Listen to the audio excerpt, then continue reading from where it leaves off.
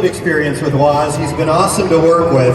And even then, when we talked to him, he was interested in coming here to Bemidji and checking out what we're doing here as a cooperative, plus of course this event. And so we could not be more proud to have him here with us. So without further ado, it's going to be a casual conversation on stage today with the co-founder of Apple, Steve Wozniak. So let's give it up for Steve and our CEO, Gary Johnson.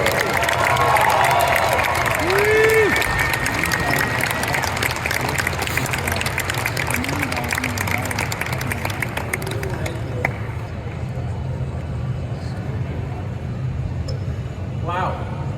Hey, we're here. So help me welcome Mr. Steve Wozniak to Bemidji, Minnesota.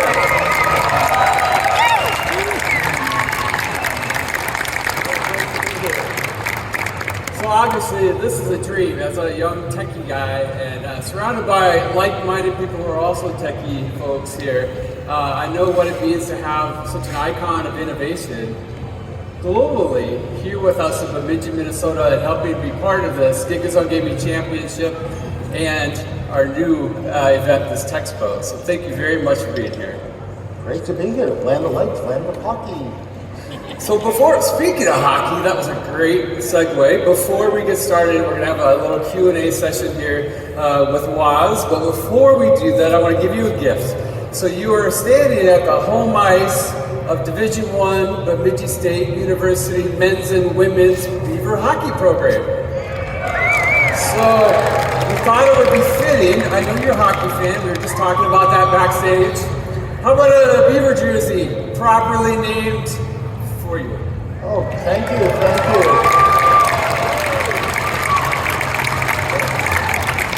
Yeah, little things. It's green and white, my high school colors.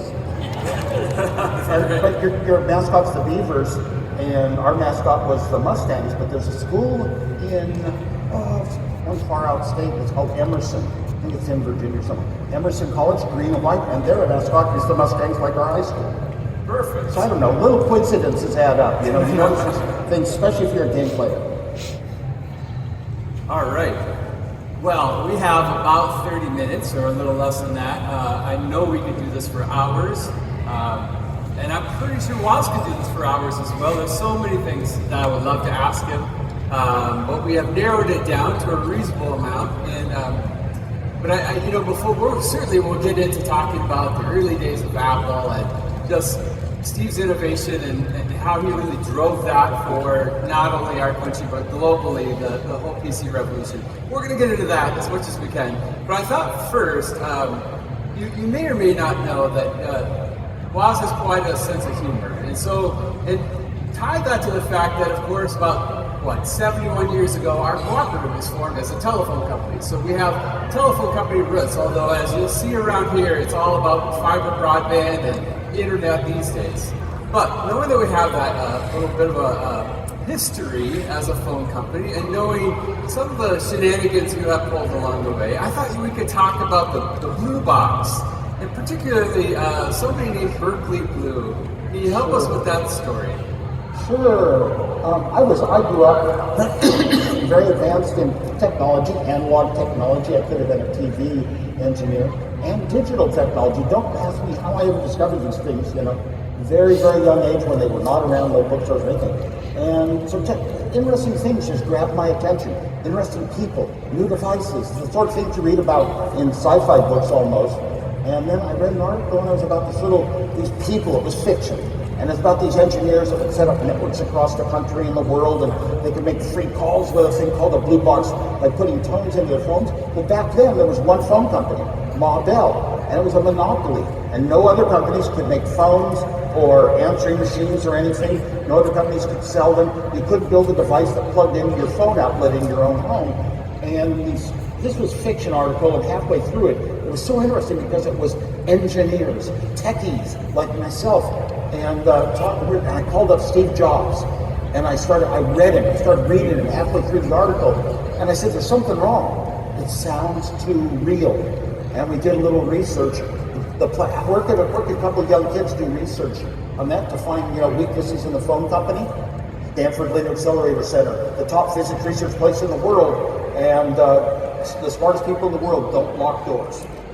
So we'd drive up on a Sunday, get into their library, and start going through manuals, and we found some ITT books, some international telephone telegraph books, and there was the list of numbers, frequencies, tones that were the same ones listed in this article. Oh my gosh, this thing is real. These blue boxes are real. And I went home and designed a quick one real crudely, couldn't get to work that day. Next day I had to go to college, my third year at Berkeley. And during that year, oh my gosh, ran programs to calculate the right frequency, crystal numbers and all that, and created a little digital blue box, the first digital one, and it would make free calls. And then we met some of the other famous phone freaks along the way that had stories. I love things that are interesting, but I love people that are interesting with stories and all that.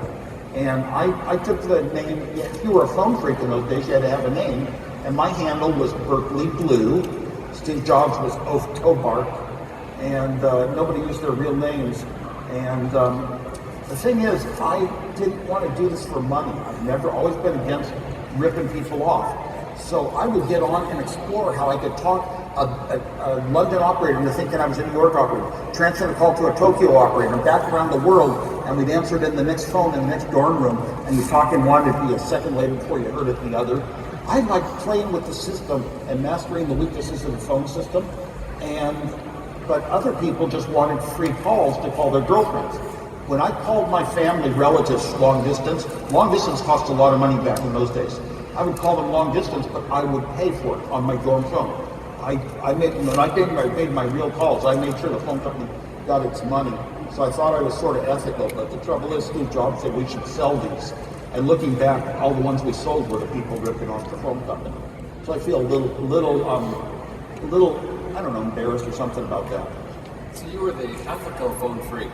I was trying to be, the ethical phone freak, because in the article I read, these phone freaks are trying not to give away their activities to the FBI. And they're talking about how they only do it to fix the system and work in the system, and their friends in Maudel, but it was just talk. But I took it for real, and that's how I was, yes. So I happen that you might have called one particular place, maybe perhaps in Rome, was that? Sure. This was unbelievable. Nobody could believe that you could ever have a device that could do this sort of thing. And so we'd go around the dorms, Steve Jobs and I, and we would actually sell them door to door. How do you sell an illegal device door to door? Well, we just knock, and is Bill Collins here? We don't know Bill Collins. You know, the guy that does the phone stuff? And he makes freak phone calls. He has a blue box. We'd lead up to it. We could tell if the person was cool or not. And then we'd get in eventually, and we'd always set up, so whenever we got somebody that was kind of cool, oh, that's one of those devices?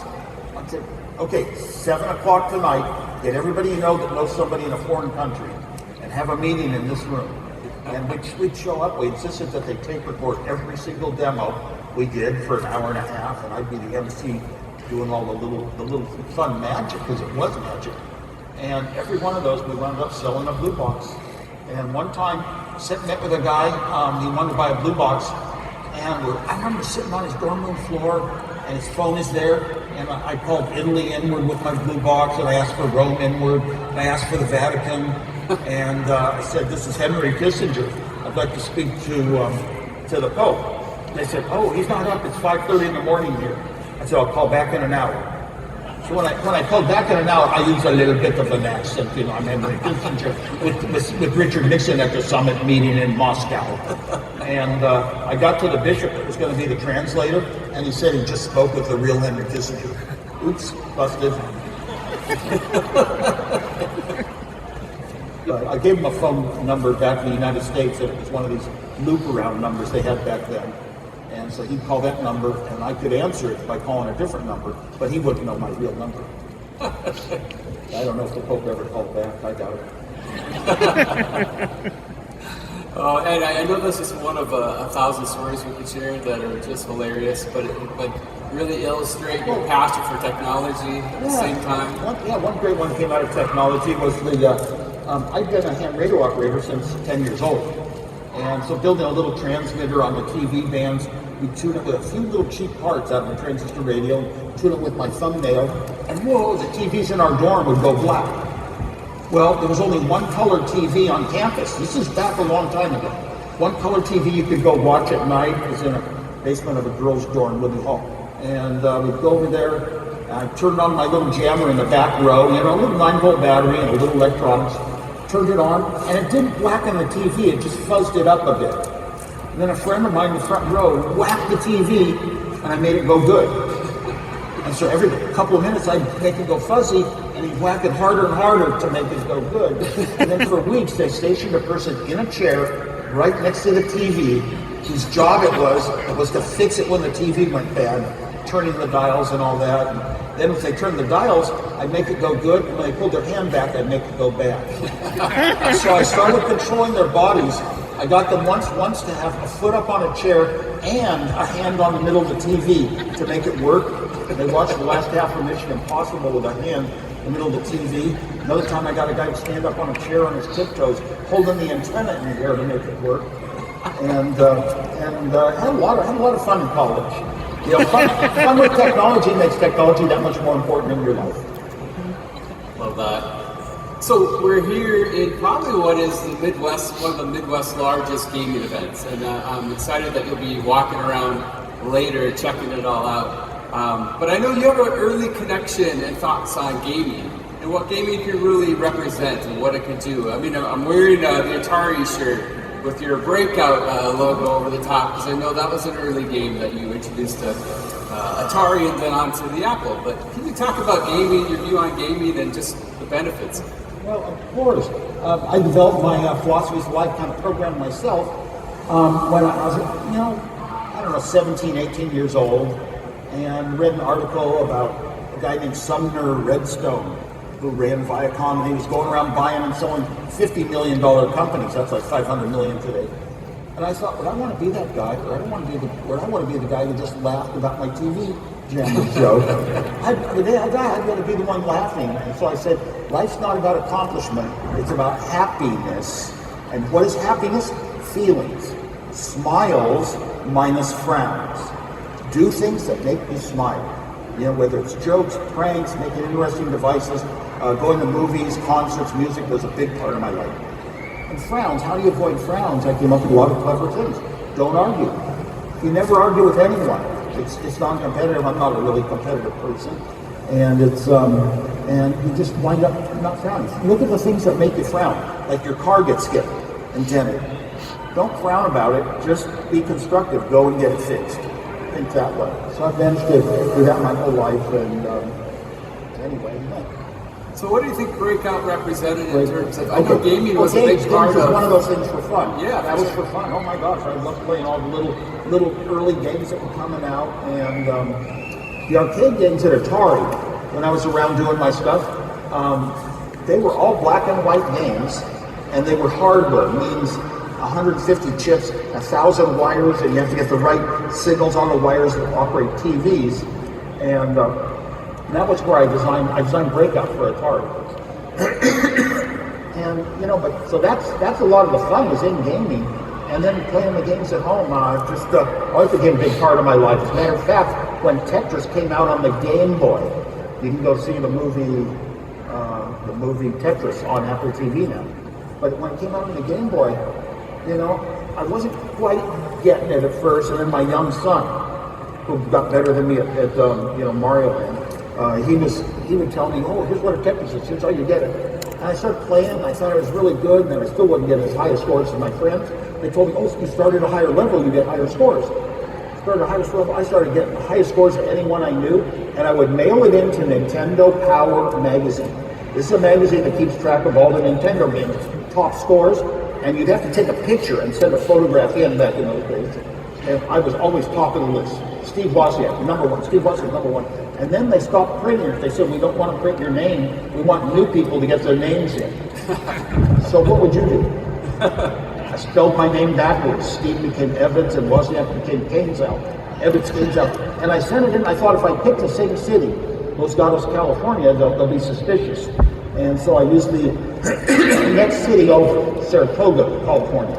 And I sent it in. I forgot I'd done it. So the next month I saw Nintendo Power magazine, and I flipped to the back where they have the top scores. There's a guy at the top, and he's got a pretty good score. And I'm thinking, have I gotten a higher one than that? Is that around?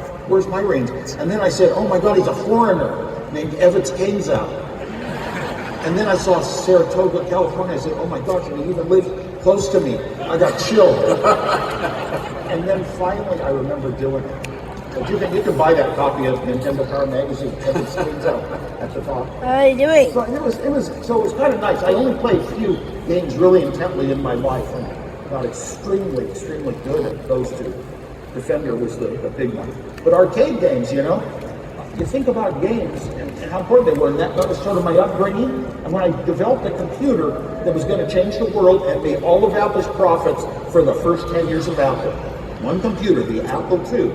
And built that computer. It was the first time ever that arcade games were color. Think about that. The first time ever arcade games we play are color, and it's the first time ever that arcade games were solid.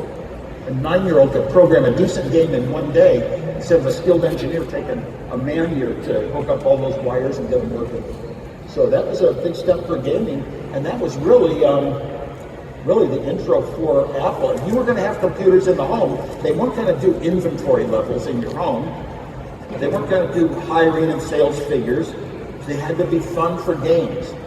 And this was unbelievable that arcade games were now in the home, and they were color, and that's really what shot Apple up to the top.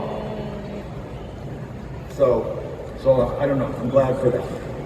You know, eventually other machines came along, Atari and Commodore 64, and they were based on gaming. By then we sort of moved into business because Steve Jobs liked money.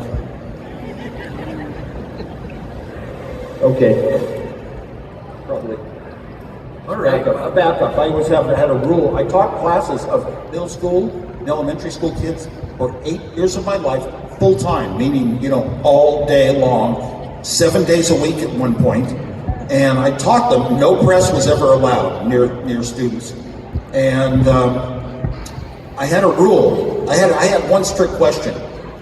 What do you do if you get a phone call, your mother's in the hospital in the emergency room? Any ideas what the answer is?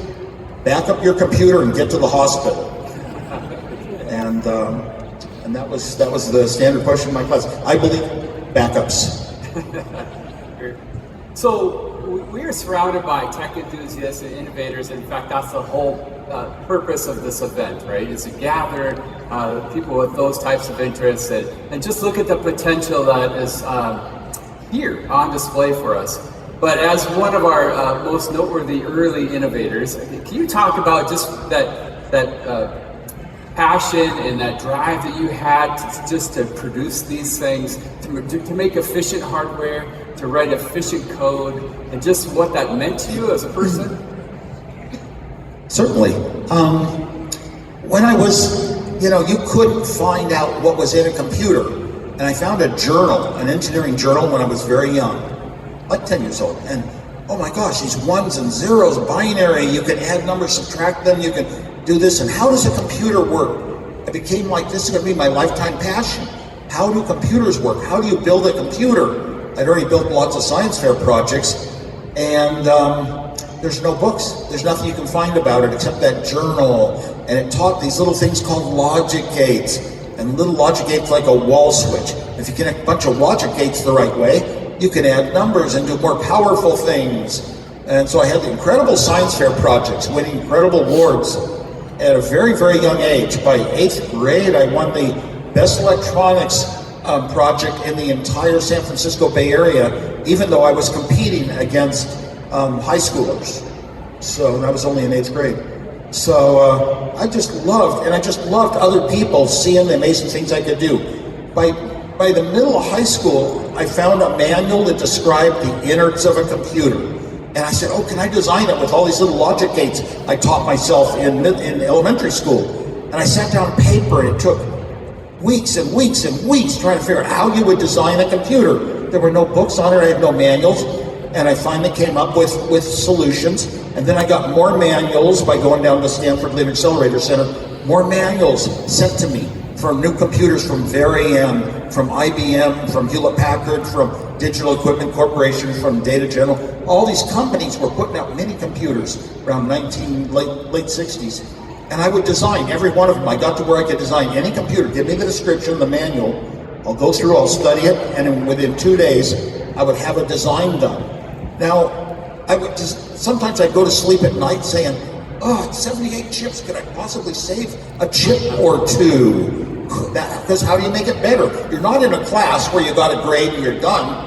And I would redesign the same computers with newer chips, little better chips, fewer chips, and I always try to make things as few as possible. And I knew that I had extreme tricks that you couldn't write in any book on how to design stuff like that. And so it became very important to me just knowing that I was so good at it, but I didn't think computer design was a job. When I got out of high school, I just knew computers are made in these places called research or the military. I didn't think they were real jobs for engineers. And so I could design the computers with few parts. Now, I went through project after project after project, designing things for people because I loved designing, I loved building, I loved making new things that didn't exist before that worked. And I would do, a guy came from Hollywood. He wanted to put movies in hotels. Never been done. And I got to design it, and I charged him my standard fee, 5 cents. It's what I used to charge to turn papers back at Berkeley. And then other people would come with television SMPTE code designs for TV stations, and I design it, and it could go through 10 generations of speed up and slow down, and 5 cents was what I would charge. So I was kind of doing one thing after another. Pong was the greatest change in my life that got me into seeing that your TV could be an output device, and your TV is free because you already have one. Back in those days, the computer itself, the processor, didn't cost nearly as much as the input and output devices. But now I had an output device and eventually a digital keyboard, and inching towards the computers doing all these projects. And I didn't want to start an industry. I knew I wanted a computer. In high school, I told my dad, I'm going to own a 4K Data General Nova computer someday.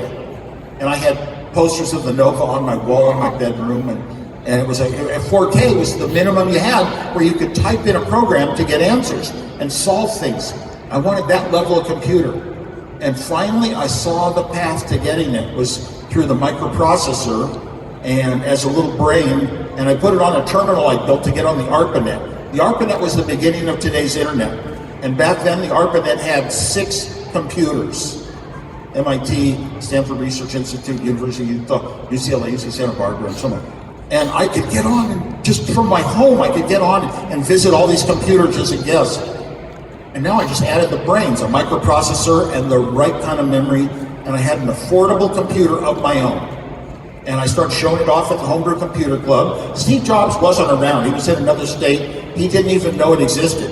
And I would take it down and show it off at the Homebrew Computer Club, a club of people like this, interested in where technology could possibly take us. And someday people are going to own their own computers, was the purpose of the club. And then I passed out all my designs. Remember, I wasn't going to start an industry or company. Passed out all my designs, open source, public domain, no copyright notices, and other people built my computer, and I helped some of them build it.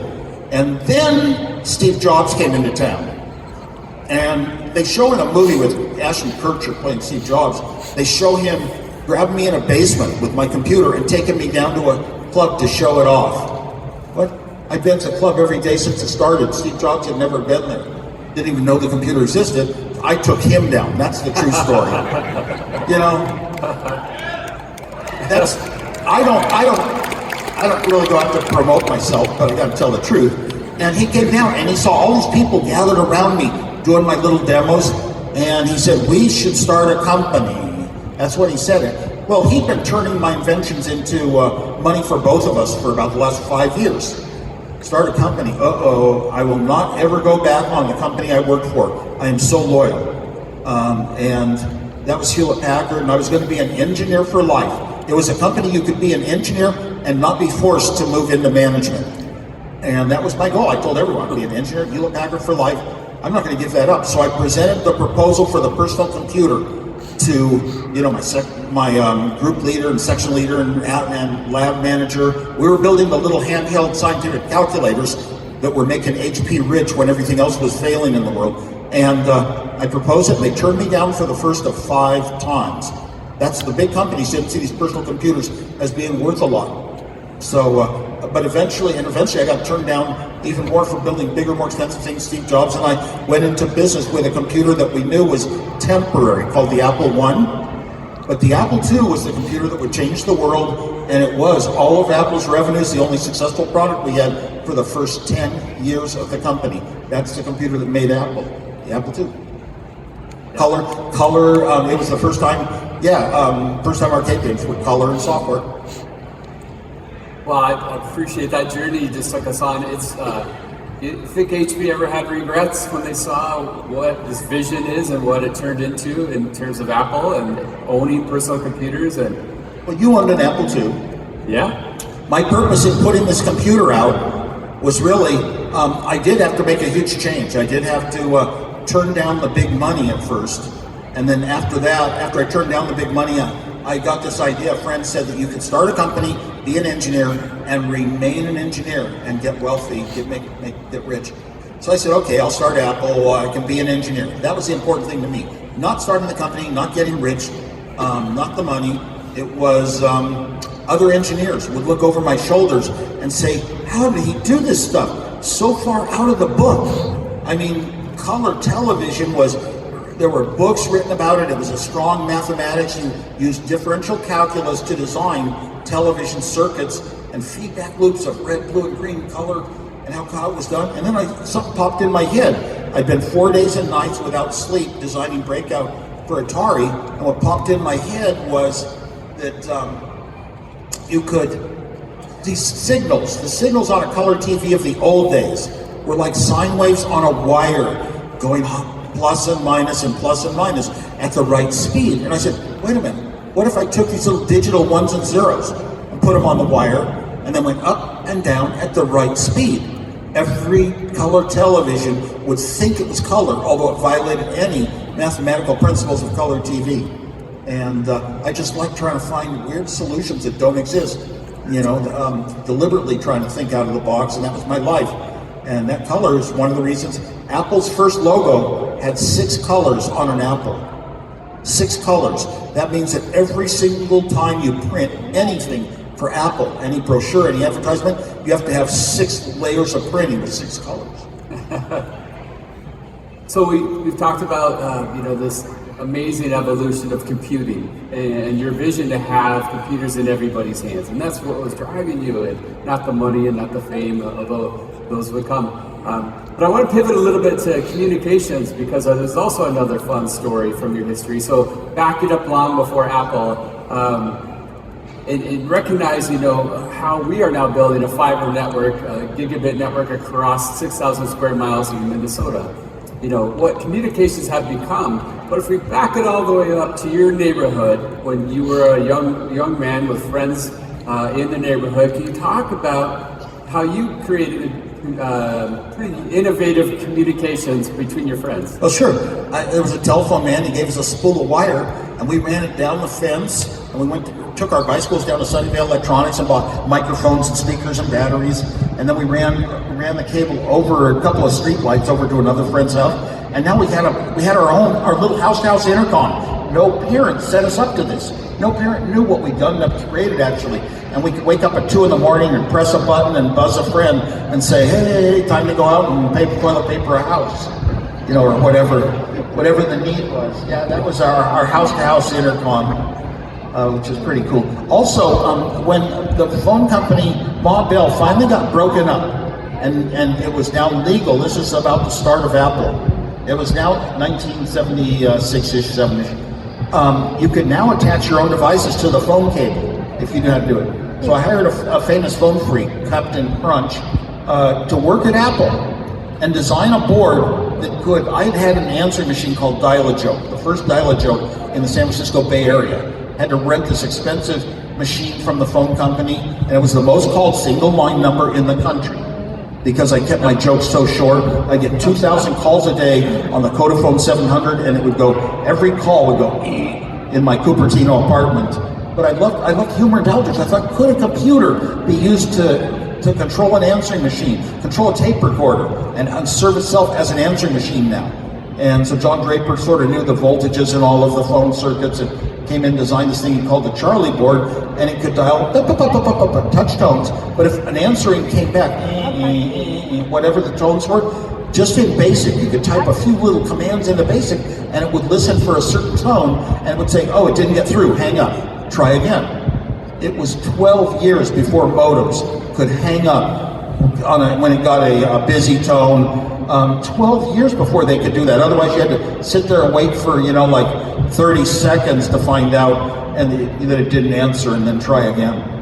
No, it was a really great board we were doing. And John Draper's purpose was companies had 800 extension numbers. You could dial in for free on an 800 number. The executives could, and then they could type in. It'd go beep beep beep beep, and then you could type in a 4-digit code.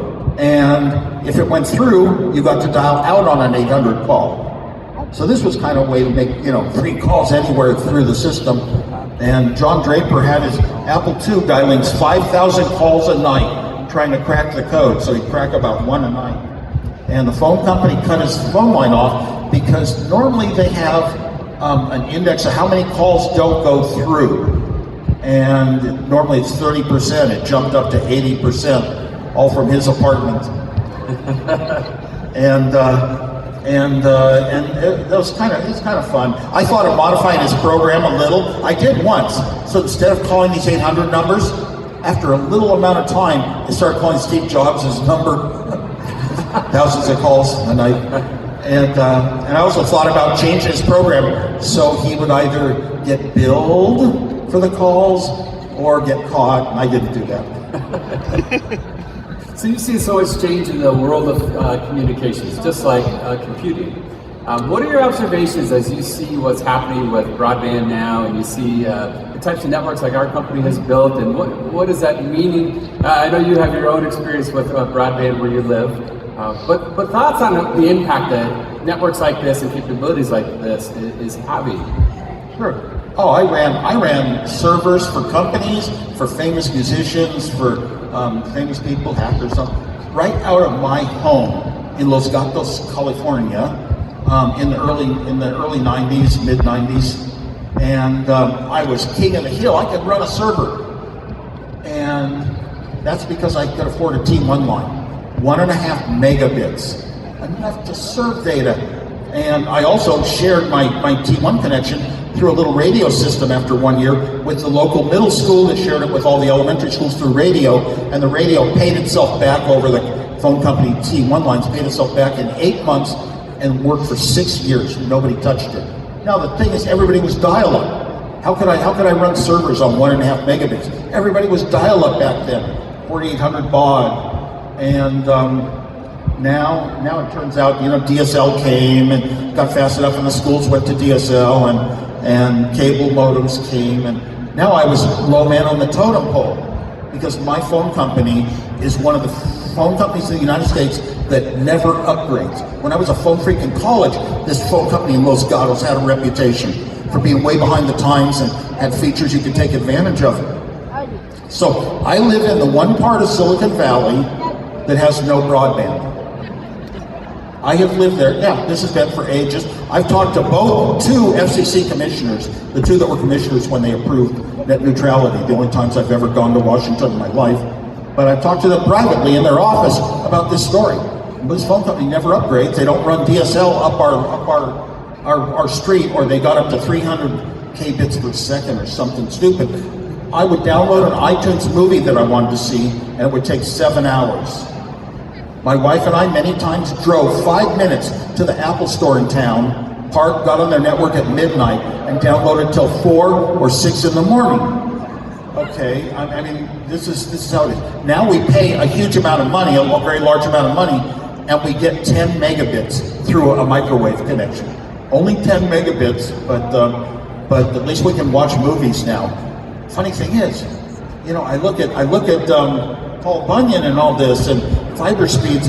Well, they were running some cables up our street the other day. Our phone company got bought by Horizon, and Horizon announced they're going to have fiber in a bunch of locations, 1, 2, and 5 gigabits. Oh my gosh! And the guy was running the stuff up by our house. I asked, and he said, "Oh yeah, it's fiber. It'll be coming." So we're going to move from nothing to 5 gigabits. But in these days that's kind of important. But the neat thing about 5 gigabits, you could run a server, or I guess gaming is really crucial, especially when it gets to in virtual reality. Think about virtual reality, where you might have a real high resolution camera, 8K or whatever, 8G. And then you have another camera, you have 10 cameras around this way, and 10 cameras. That's 100 different cameras. Think of the bandwidth. To have everything ready that instantly when you turn, it's all prepared there in very high resolution. So we always have needs for greater resolution on phone lines, and it's greater speed in the computers. I was going to offer, we have places available if you ever want to move to Bemidji and have that 5-10 gigabit service you're looking for. I saw 10 gigabits listed with Paul Bunyan. I said, what the? But my wife and I, we don't need the high bandwidth anymore. Just enough. We did move to Colorado for a while, and we had 1.2 gigabits. Yeah, so big downloads showed up. But it was through Comcast, so who knows. That house got destroyed, so now we're back in California. And we're running this entire event, everything you see here, on the fiber connection like we offer to a residential home and the equipment we offer. So the bandwidth that it takes to run this whole thing is the bandwidth we offer to every home and business we serve. So it does make an impact on the right infrastructure. The end customer is more important than the company, and going out and trying to make sure people get what they need. And you can make your money that way, but don't gouge them. The Silicon Valley way is just figure out a way to do things for no money at all and take a fortune in. So I knew this was going to happen. We're running a little long on time, but there's one more topic I want to talk about, and it's much more a current event kind of topic. You recently signed on to an open letter urging you and 1,100 other tech leaders, Elon Musk and yourself, are named in typically the headline of that story. But you urge caution as it is as we embrace AI capabilities and technologies. You want to expand a little bit on your thoughts on AI and where you see it going, and any options you might have? AI is doing great wonders for us. Heck, just spelling a word correctly when I mistype it. That's not even AI, but these are all helpful things. AI is going to help us do a better job, but it also has, in unlimited ways, it can be very tricky and misleading, and it can help other people use it to mislead you. And what is truth? And if I want to know, oh my gosh, what movie should I go see? What's the best source in the world? It isn't reading something online anyway. It's actually talking to a friend that has similar movie tastes, trusting the human element. I've always been, in Apple days, I've always been for the human being more important than the technology. That means you put your work into the technology to make it work in natural human ways, things that are, just come to mind that humans do naturally. And I see AI as, oh my gosh, it's pretending to be intelligent. When I went back to college to get my degrees 10 years later, after Apple was successful, I went under a fake name, and I went as a psychology major, not a EECS major, which is what I did major in. And I wanted to study the brain and its workings and what we know about it. We don't know how the brain's wired. We do not know that our memories are in the brain. Look at you play games, your memories are out in your hands or somewhere. Your brain can't think that fast in a lot of cases. So, there's no book that says where they can find a memory in a brain. You learn something and something forms. They can't find it. We believe it's there because the brain has to process memories. But I came up with 40 years ago, I came up with a statement that was stronger than in any book on memories. You lose two things between the ages of 6 and 10. Your childhood autobiographic memories, and you lose your teeth. And we know memories aren't teeth, but if you Google, if you use a search engine, sorry to use that word. If you use a search engine on teeth and memories today, 2023, you'll be shocked at what you read. And tests for Alzheimer's in the saliva and gums. But anyway, AI can, the things like deep fakes. When I heard about deep fakes and they're putting famous people's faces on, like in sex acts, I said, can you choose the deep fake person? A bad joke. You know. So why did I sign a letter saying slow down on AI development? And it was after attending a meeting with some people that I truly honor and admire the most for thinking about the humanists at the Center for Humane Technology. And one of them, his father really did the most in the world for making computers understandable to this day. So I attended that and a lot of demonstrations of AI and how it could go awry. You know, like if you pretend you're a 13-year-old girl, you'd be a little shocked at what you get back. So I decided to sign this letter on that basis because the point was new technology is unknown and it has a lot of places it could go, and we should just be responsible and we should look at it and be ready and set up the world for what it can possibly do. You can't stop the development of AI, but because you still can say, I want to be a little responsible and notify people, here's things you should be aware of. They made a movie, the same group made a movie called The Social Dilemma. This one's going to be called The AI Dilemma. And my wife and I were in that one, attending the meetings, you know, of how the social web, you know, just plays with you as a little pawn they can, you know, play with and find out what you want and follow you and all this advertising, you know. So I'm not into that. Anyway, I signed a letter basically just to be responsible. Not to delay anything, just hold it off a little, well, delay it a little, but hold it off a little and take time to study it and get the consensus as to what is good and what is bad and how to prepare. And hopefully we don't have to disbelieve everything we read now. But like I said, it's very impressive and it can help you. I look at AI sometimes as a reporter, digging up all this valuable information, putting it into perfect grammar and nice little bullet points and all this, but it needs an editor. It's not the editor who says what is right for the audience. And what is right usually gets down to emotions. For example, I might watch a TikTok about an animal being found close to death and some humans going in and saving it. And I cry at that. Does AI cry? Does AI really have feelings?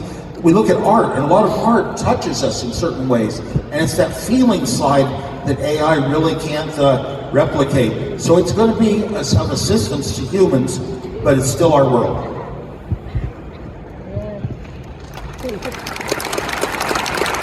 Thank you very much.